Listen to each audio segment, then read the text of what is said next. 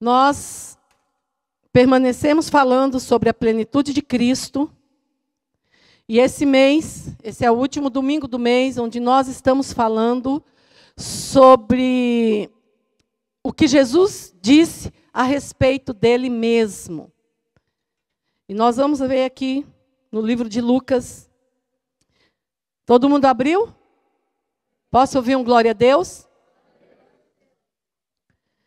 No poder do Espírito, Jesus voltou para a Galileia e sua fama se espalhou por toda a região. Ele ensinava nas sinagogas e era elogiado por todos. Chegando a Nazaré, onde fora criado, entrou na sinagoga no dia de sábado, segundo o seu costume, e levantou-se para fazer a leitura. Entregaram-lhe o livro do profeta Isaías. Ele o abriu e achou o lugar onde estava escrito: O Espírito do Senhor está sobre mim, porque me ungiu para anunciar boas novas aos pobres, enviou-me a proclamar libertação aos presos e restauração da vista aos cegos, para pôr em liberdade os oprimidos e para proclamar o ano aceitável, ou o ano da graça do Senhor. E fechando o livro, devolveu-o ao assistente e sentou-se, e os olhares de todos na sinagoga estavam fixos nele. Então ele começou a dizer-lhes: Hoje se cumpriu essa passagem da Escritura que acabeis de ouvir. Amém? Glória a Deus. Depois de Jesus ter sido batizado por João, a Bíblia diz que ele foi levado pelo Espírito de Deus ao deserto, para o deserto, e lá ele foi tentado pelo diabo. Eu acho muito interessante porque a Bíblia diz que ele passou ali por todo tipo de tentação. A palavra de Deus faz questão de relatar que o diabo tentou ele de todas as formas. E ele venceu. Porque ele estava cheio do Espírito. Cheio do Espírito. É muito interessante porque às vezes a gente vê o povo dizer assim, ó: resisti ao diabo e ele fugirá de vós. Mas tem algo antes. Se eu não estiver cheia do Espírito, eu não tenho força para resistir ao diabo. Vocês me perdoem,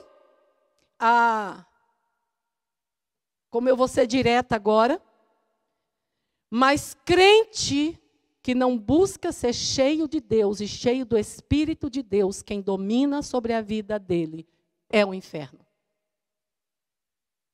Assustou? O versículo completo é assim: sujeitai-vos a Deus. Sujeitar a Deus é se sujeitar a tudo aquilo que Ele falou. Amém, queridos? Sujeitai-vos a Deus, resisti o diabo e ele fugirá de vós. Então você viu que tem uma sequência, mas não é sobre isso que eu quero falar. Jesus, cheio do Espírito Santo, ele foi levado para o deserto, para lá ser tentado, e foi tentado com todo tipo de tentação, a palavra de Deus diz. Mas ele venceu, porque ele estava cheio do Espírito. E é muito interessante que esse versículo começa assim, que eu acabei de ler para vocês. E no poder do Espírito, Jesus voltou para a Galileia, sua fama se espalhou por toda a região. E no poder do Espírito, ele ensinava nas sinagogas. E aí ele vai para Nazaré, aonde ele fora criado. E também no poder do Espírito, ali ele se revela. O discurso dele foi um discurso de revelação do propósito de Deus. Deus não faz nada sem propósito. Amém, queridos? Nada. Não existe nada debaixo do céu, criado por Deus, ou que Deus permita, que não haja um propósito. Vira para o seu irmão e diz assim: Deus é um Deus de propósito. E o título dessa mensagem que eu quero dar hoje é A Unção e o Propósito. A unção e o propósito. Quantas vezes nós oramos falando assim: Senhor, eu quero a tua unção. Eu preciso da tua unção. Você já orou assim? Já? Mente não, crente. Assume. Quero a tua unção. E eu imagino Deus olhando e falando assim: para quê? Se eu derramar unção que eu tenho para derramar sobre a sua vida, você fora do propósito, você vai se arrebentar. É como o Maurício tem. Que idade tem o Jeremiah? Ele dá uma motocicleta para ele. Ele não vai saber andar. Ele não tem maturidade para usar. Ele não se encaixou, ele está fora do propósito. O propósito é ele crescer, é ele estudar, é ele atingir uma idade. E aí Jesus começa a revelar o propósito. Ele abre o livro. Ele abre o rolo em Isaías 61. E aí ele começa a dizer: o Espírito do Senhor. Eu gosto de outra versão que eu tenho que diz assim: o Espírito do Senhor, Deus, está sobre mim. Porque Ele me ungiu. E depois que ele diz assim: Ele me ungiu, então ele começa a falar para que ele foi ungido. Então ele começa a destrinchar o propósito. E o propósito é, primeiro, proclamar as boas novas. Anunciar aos pobres. Quando ele fala aqui pobre, ele não está falando somente desse povo que nós alimentamos aqui.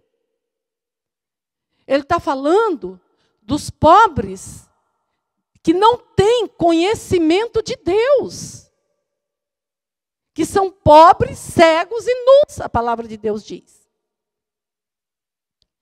Então, primeiro propósito, anunciar boas novas. Segundo, proclamar libertação aos cativos. Restaurar a vista dos cegos. E não são somente cegos, fisicamente falando, os cegos espirituais. Para pôr em liberdade os oprimidos. E para proclamar o ano da graça do Senhor. Aleluia. O ano aceitável do Senhor. E a palavra de Deus diz que ele, fechando o livro, preste bem atenção nisso, ele devolveu ao assistente e os olhares na sinagoga estavam sobre ele. Os olhares estavam todos voltados para ele, esperando o que ele ia dizer. Mas ele já havia dito tudo. Só que ele conclui, ele diz assim: então ele começou a dizer, hoje começou, diga comigo, começou a se cumprir esta passagem da Escritura que acabeis de ouvir. Começou. Olha que interessante. Por que será que ele diz que só começou? Ele não é um Deus que começa e não termina? É?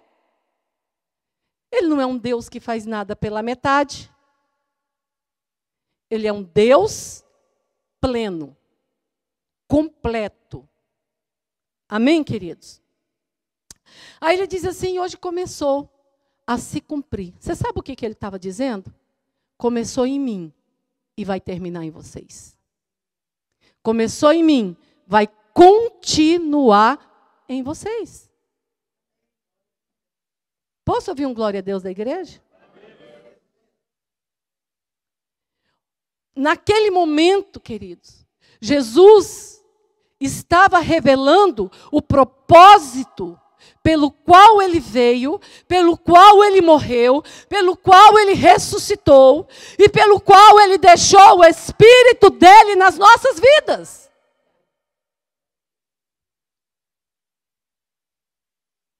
Ele diz assim: começou em mim. Hoje começou a se cumprir. Essa passagem que Jesus leu está lá em Isaías, no capítulo 61. 750 anos, ou seja, menos que 800 anos, antes de Jesus nascer, Isaías profetizou sobre Jesus. E sobre eu e você. Sobre eu e você. Isaías profetizou. E ele é claro, muito claro, em dizer que nele só começou. Diga para ele, diga assim: continua em mim. Continua em mim. Fale com ousadia. João 14, 12, o que Jesus fala? Ele diz assim: em verdade vos afirmo que aquele que crê em mim não fará somente as obras que eu fiz, mas obras maiores farão. Não fará, mas obras maiores farão. Talvez você esteja cansado de me ouvir todo domingo que eu venho pregar. Eu falo sobre o chamado, eu falo sobre o propósito, eu falo sobre... Acaba que eu acabo nesse assunto. Mas sabe por quê? Porque essa é a última chamada do Senhor para a igreja. Eu entendo que hoje, ou nós nos encaixamos no propósito de Deus, ou nós nos encaixamos no propósito de Deus. Não há alternativa. Amém, meus amados? Olha, eu vou falar uma coisa para vocês. Quando nós nos encaixamos no propósito de Deus, e a gente anda nesse mover dos pequenos grupos, disse que no de quinta-feira não teve nem condição de ter sido ministrado o texto da palavra que era para ser ministrado no grupo do Isaac, Harry e Rodrigo, com a Raquel. De tão grande que foi o mover do Espírito. E eu vou dar um testemunho aqui. Todos os grupos têm orado por pessoas que estão enfermas. Amém? Todos. Toda quinta-feira, toda sexta-feira, nós oramos por pessoas que estão enfermas. A minha oração e o meu choro tem sido: Deus, desperta a tua igreja e manifesta hoje o que o Senhor fazia antes. Porque o Senhor não mudou. Quem mudou fomos nós. Então, o meu choro tem sido esse. Senhor, nos alinha com o teu propósito, nos alinha com o teu propósito. Para que os sinais, os prodígios, as maravilhas, as manifestações do Senhor. E eu vou dar um testemunho aqui para vocês. Eu tive um sonho. Nesses pedidos de oração, nós oramos pelo Derli, pela Marília, pela Mara, e oramos pela Maressa, que é uma moça que nós não conhecemos, da igreja do pastor Giovanni, com câncer no pulmão. Ela só tem 26 anos, ela tem um baby de 1 ano. E todo domingo, toda semana, as nossas orações têm sido a mesma. Eu tive um sonho outro dia. Contei para algumas pessoas mais próximas. E eu sonhei que tinha uma reunião aqui, provavelmente de oração, porque não tinha púlpito, luzes, nada. Eu estava aqui embaixo. e eu ia começar a orar. O Ricardo estava aqui, junto com o Neto, e eu estava aqui, eu ia orar para dar abertura. E quando eu começava a fazer a oração, a Marília entrava por aquela porta ali com uma moça jovem, bem jovem. E elas vinham até aqui o corredor. E ela falava assim para mim: pastora, nós não temos mais câncer. Nós fomos curadas, deu câncer free. A gente se abraçava aqui, começava a chorar, chorar, chorar. E o povo preocupado porque ela tinha vindo de um exame. Elas estavam vindo, mas a moça eu não sei quem era. E aí, eu só virava assim para o pessoal e falava assim: gente, fica tranquilo, deu câncer free. Elas não têm mais câncer. E quando foi essa semana, nós ficamos sabendo que a Maressa foi ao médico. E quando chegou lá, o médico falou para ela assim: eu não sei o que aconteceu. O que eu sei é que eu não tenho como fazer a biópsia em você. Porque não tem mais tumor. Não tem mais câncer.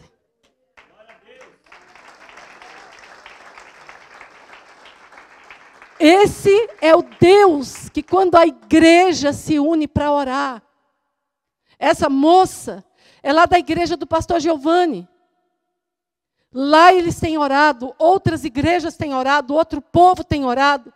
Nós temos orado, mas não tem nada melhor do que você pegar um alvo de oração e riscar, porque Deus entregou a vitória. Então, queridos, Deus está voltando, está começando a operar os milagres dele no nosso meio. Fique ligado, fique ligado. O Espírito do Senhor Deus, Jeová, está sobre a sua vida. E o Senhor te ungiu para um propósito. Para um propósito. E olha o que ele diz aqui. Se vocês creem em mim, vocês não vão fazer somente o que eu fiz. E crer em Deus é se sujeitar a Ele. É se sujeitar ao propósito dEle. Eu não posso crer em Deus hoje e dizer assim: ai, Deus conhece meu coração, eu acredito nele. Queridos, não se escandalize comigo, mas a palavra de Deus diz que até o diabo crê e treme. Até o diabo crê e treme. Nós manifestamos a nossa crença e o nosso amor quando nos encaixamos no propósito de Deus. E aí ele diz: obras maiores vocês vão fazer. E eu quero ler para vocês um texto de Atos 1, que ele diz assim, Paulo diz à igreja algo que Jesus disse. Então, o que Jesus disse sobre ele, em suma, é o que ele disse sobre nós. Aqueles que ele deu a vida dele. Paulo, eu sou encanada que foi. Fiz o primeiro tratado, ó Teófilo, acerca de tudo que Jesus começou, não só a fazer, mas a ensinar, até o dia em que foi recebido em cima, depois de ter dado mandamentos pelo Espírito Santo aos apóstolos que escolhera. Aos quais também, depois de ter padecido, se apresentou vivo, com muitas e infalíveis provas, sendo visto por eles por espaço de 40 dias, e falando das coisas concernentes ao reino de Deus. E estando com eles, determinou-lhes que não se ausentassem de Jerusalém, mas que esperassem a promessa do Pai, que disse, a promessa do Pai, que disse ele, de mim ouvistes. Preste atenção nisso. ele está dizendo, a ordem dele foi, não se ausentai de Jerusalém. Não se ausentai do centro da vontade de Deus. Não se ausentai da presença de Deus. Seja firme. Seja constante. Eu achei muito interessante uma coisa, uma vez que aconteceu comigo, que foi uma lição para mim, para sempre. Para sempre. Eu passei por uma experiência muito ruim. Era nova convertida. Muito ruim, mas muito boa também. Eu tive um sonho um dia que as paredes por dentro da casa do meu pastor estavam sujas. Foi a minha primeira experiência profética. E olha, queridos, e para eu falar isso para o meu pastor, eu ia na casa dele, muito simpático, muito bonzinho, chegava lá, ele falava assim, Cleusa, que bom que você veio aqui, vou fazer um cafezinho, senta aí. Fazia um café, me servia e eu ficava com as pernas embaixo da mesa. Tremendo e não conseguia falar. E assim, eu fui 3 vezes seguida na casa dele. Ai, estava passando por aqui. Tinha nada a ver. Até que na 3ª vez, no portão, eu cheguei e falei para ele assim, pastor, é o seguinte, eu tive um sonho com o senhor e eu vi as paredes da sua casa todas sujas, eu não sei o que é isso. Aí ele falou assim, que interessante. Falou o nome da esposa dele, falou, nossa, ela é tão limpa, tão enjoada com a casa. Amém. Passado alguns dias, veio um escândalo gigantesco, mas um escândalo. E a igreja fez... E eu fiquei doidinha. Não sabia o que fazer da minha vida. Então, eu fui um domingo à igreja. Falei, está tudo errado, está tudo errado. Aí eu fui para a igreja, decidi, conversei com os meus filhos, falei, nós vamos sair da igreja. Nós vamos sair. Nós vamos procurar outra igreja, mas era a minha família, o povo que eu amava tanto. E eu gostava demais dele. Eu fui. Quando eu cheguei lá, pensa numa pessoa com o coração apertado, nova convertida. Eu falei, Deus, me dá uma palavra, e peguei, abri a Bíblia. No que eu abri, a palavra que Deus deu foi, ficai em Jerusalém. Ficai em Jerusalém e orai por ela. Porque se ela prosperar, você também prosperará. Aí eu entendi. A partir daquele momento, aquilo foi um momento meu, único. Nunca mais eu tomei uma decisão na minha vida, sem antes o Espírito de Deus falar comigo. Nunca mais. Nunca mais. O que eu estou falando com isso? Que nós precisamos ter os nossos ouvidos abertos para a voz do Espírito de Deus. Para a voz do Espírito de Deus, porque Deus fala. Amém? Deus fala. E aí ele diz assim, ó, ficai, ordenou que não se ausentasse. Por que eu dei esse testemunho? Porque naquele momento, o propósito de Deus era que eu permanecesse ali e que eu pagasse um preço de oração por aquele lugar. Aquele era o propósito de Deus para a minha vida. O tempo todo, o motivo pelo qual nós, o Espírito de Deus, trabalha em nós, e o motivo da unção de Deus está em nós, é para que eu e você cumpra o propósito de Deus, quer seja bom, quer seja ruim. Amém? E eu vou falar algo para vocês. A gente fala quer seja bom, quer seja ruim, é porque a gente passa por lutas. Por esfregões. Porque a palavra de Deus diz que a vontade de Deus, ela é o quê? E pronto. E aí ele diz assim: ficai, não se ausente de Jerusalém, não se ausente da minha presença, não se ausente do centro da minha vontade, não se ausente do meu propósito, não se ausente daquilo que eu escrevi para você. Não se ausente. Porque, na verdade, João batizou com água, mas vós sereis batizados com o Espírito Santo, não muitos dias depois. Não muito depois desses dias. Aqueles, pois, que se haviam reunido, perguntaram-lhe, dizendo: Senhor, restaurarás tu neste tempo o reino a Israel?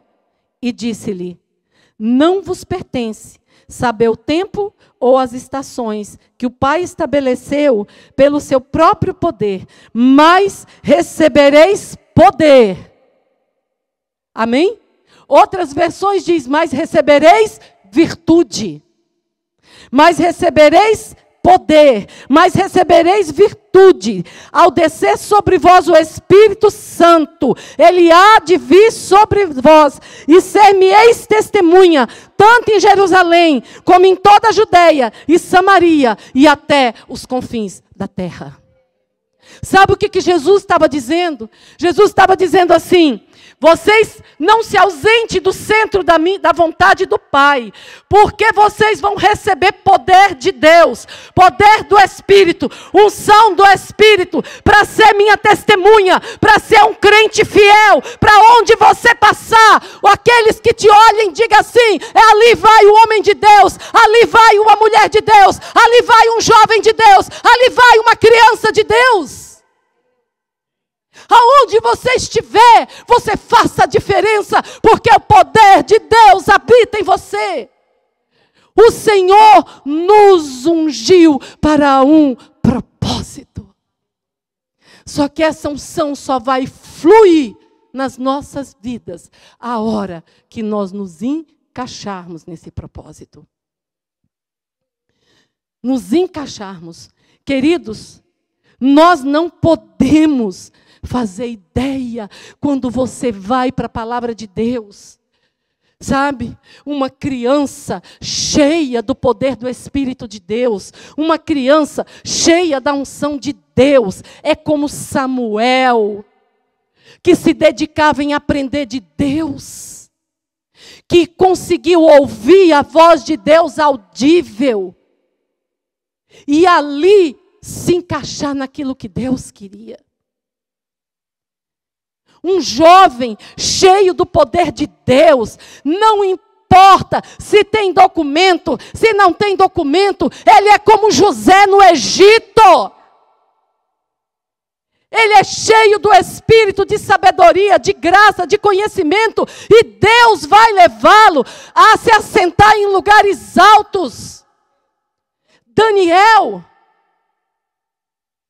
um homem cheio do poder de Deus, é um homem que ora, é um homem que profetiza, é um homem que abençoa a sua casa, é um homem que não se conforma, um homem cheio do poder de Deus.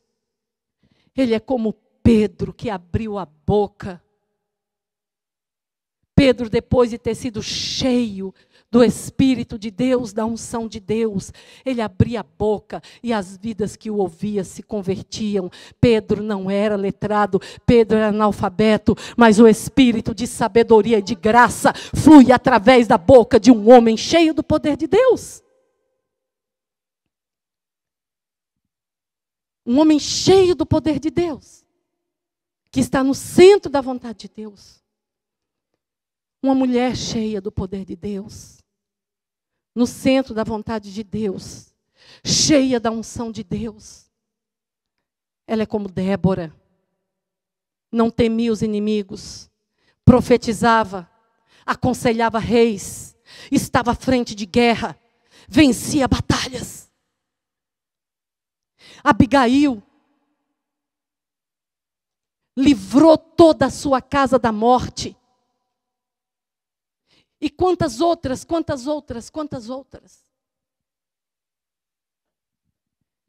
Nós precisamos nos dias de hoje, entender que o Espírito do Senhor Deus está sobre nós, porque o Senhor nos ungiu, e Ele nos ungiu para um propósito que é dele e que Ele compartilhou conosco. Isso é privilégio.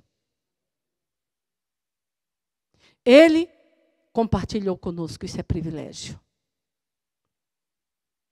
Quando eu digo para vocês que o que eu oro hoje é para que Deus venha mesmo abalar os nossos alicerces, nos tirar da zona de conforto, nos tirar da mornidão, de um pé aqui e um pé ali. Se prepara.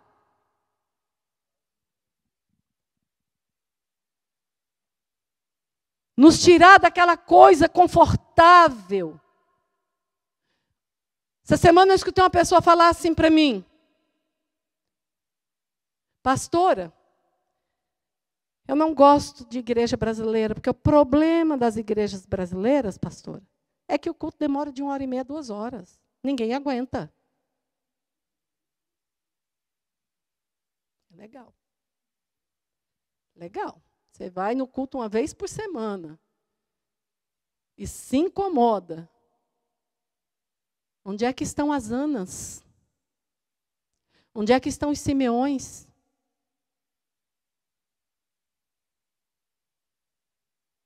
Ana, ela esperava no templo segurar a promessa nos braços dela.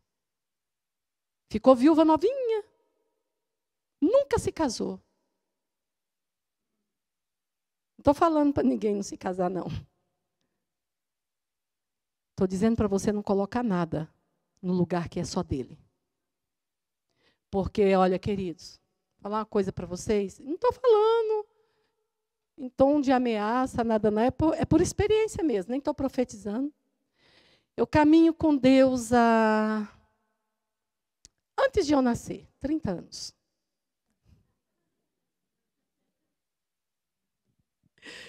E nessa caminhada, eu aprendi com Deus que Deus nos deixa escolher. Ele nos deu o livre-arbítrio. Eu quero, eu não quero. E Ele deixa. Só que eu vou falar algo para você. Tudo aquilo que você coloca no lugar de Deus, aproveite bem, desfrute bem, porque Deus vai tirar. Mas desfrute o que você puder, bem desfrutado, porque Deus vai tirar. Porque o propósito dele não muda. Colocou no lugar de Deus, Deus tira.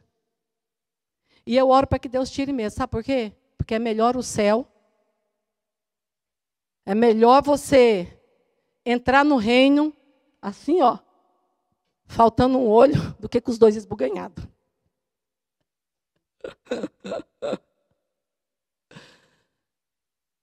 Então, muitas vezes, nós colocamos tantas coisas no lugar de Deus, né? E vamos empurrando com a barriga. Mas vai chegar aquele dia que Deus vai dizer, ó, chega de brincar. Sabe, mãe, quando deixa o filho brincar com um negócio assim, deixa, chega uma hora que a mãe... Sabe aqueles brinquedos barulhentos que vai irritando a gente? Você deixa, né? Mas chega uma hora que você fala assim, chega! E você cata aquele brinquedo, você joga no lixo para ele não ver nunca mais. Arranca as pilhas. É desse jeitinho que Deus faz. Faz bastante barulho. Porque vai chegar a hora que Deus, ó, Ele tira. Pode ser o que for. A Bíblia diz, e a palavra de Deus é fiel e verdadeira, que Deus não divide a glória dele, o espaço dele com ninguém. Com ninguém. Com ninguém. Amém?